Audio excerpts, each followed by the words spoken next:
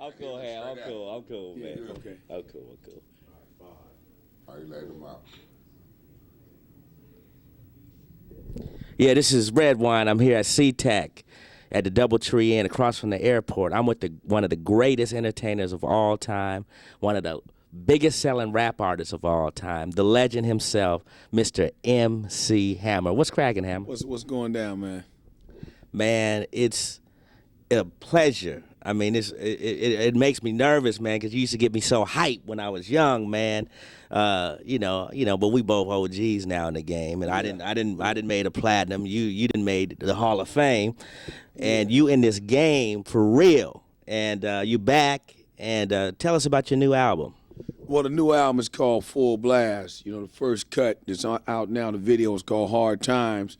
It's the first single off the album. We're going to move from there into Full Blast. Album will be out late September, early October. And, it's a combination of dealing with, some real things that face us, in the streets, in our lives, with the hard times. And at the same time, it's a lot of the fun songs, the songs where you get out there and pop your collar, get stupid, and go dumb on, like Full Blast. So it got both sides of the track. And it's a real complete album. It's a real complete album. Yeah, so you ready to turn this mother out, huh? Yeah, 2004 style, you know what I mean? So we had to put the new chip in like a computer. We updated the style. The new dance style is the Matrix style. I put a twist on everything, send you into the Matrix.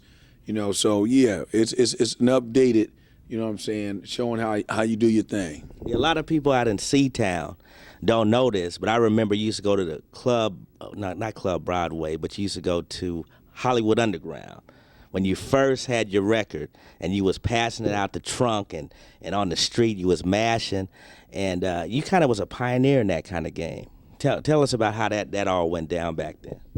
Yeah, I came up in the game, coming out the trunk, learning how to promote, market, and all that, So when I came here, I was going to the high spots, making sure the DJ had the records, making sure the retail cast knew the record was out, and even dealing with the radio. So I pioneered getting down like that many years ago, and I'm glad that a lot of cats caught on to it, and now they build their companies that way from the ground up. Man, how many Grammys you got, Hammer?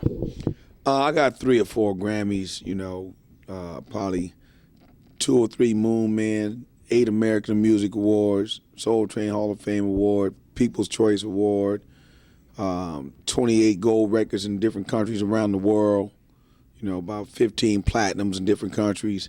Just, bunch of achievements. But, at the end of the day, what it come down to is your legacy. So, it's a good thing to know if you throw on, pumps in the bump, it's all good. Let's get it started right now. It'll get you hyped like it did, back then. So the records stand the test of time. Yeah, I always remember when you came out with Pumps in the Bump. That album to me was probably your greatest production album ever. And at that time, kids was going through this transitional phase. And they was like, Hammer ain't hard, Hammer ain't this. I mean, you OG. I know you can throw them things. You were in the Navy with my boy, so I know you can throw them things. So, how'd you feel at that time, man? You came out with this slamming album, man. It was tight. The production was tight. Your lyrics was tight. You was ripped. You know what I'm saying? You was putting it down. I mean, how'd you feel about all that controversy you was getting, and you knew you had a bad album? Well, people, change always throw people off guard. People try to understand change, So I felt like when it came time for the Funky Headhunter, my albums go like this. The first one was Let's Get It Started. The second one was Please Hammer Don't Hurt 'Em. The third one was Too Legit to Quit. The fourth album was The Funky Headhunter. That's what you're speaking of. By the time I got to that fourth album, I was ready to change, my dress style, my gear, change my look. Because I had been doing it, since '87.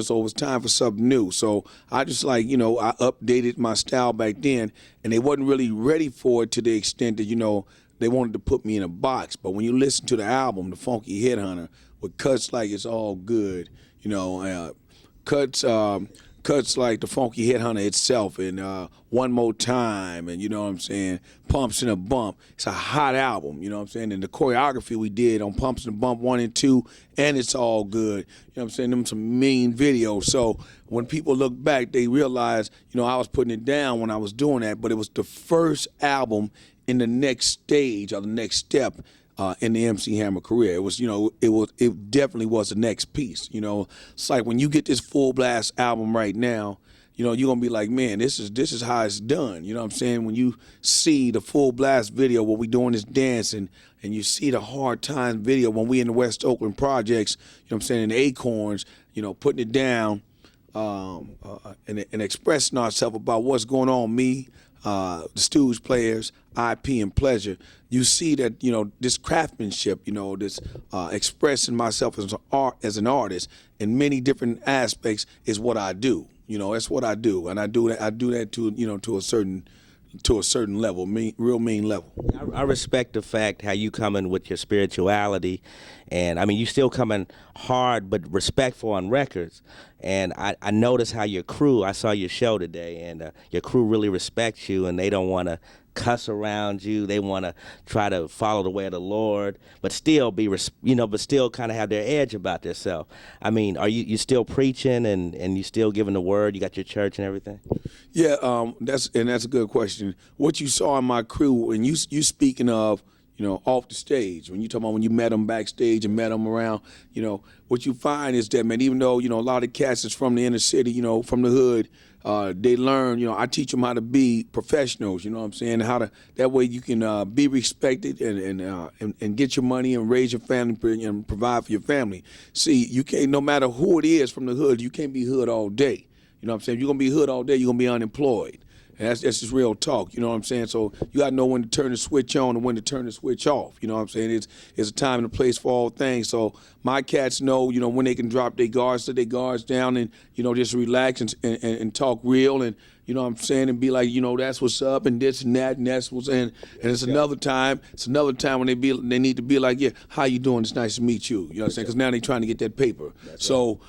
It's a time and a place for all things. And above all that, I make sure all my cats know that it ain't no game, that without God, you're nothing. You can't accomplish anything. So these are cats that fear Jesus from a healthy standpoint. In other words, say the fear of God is the beginning of all knowledge and understanding and wisdom. So I bring that to the table by example more so than just by talk.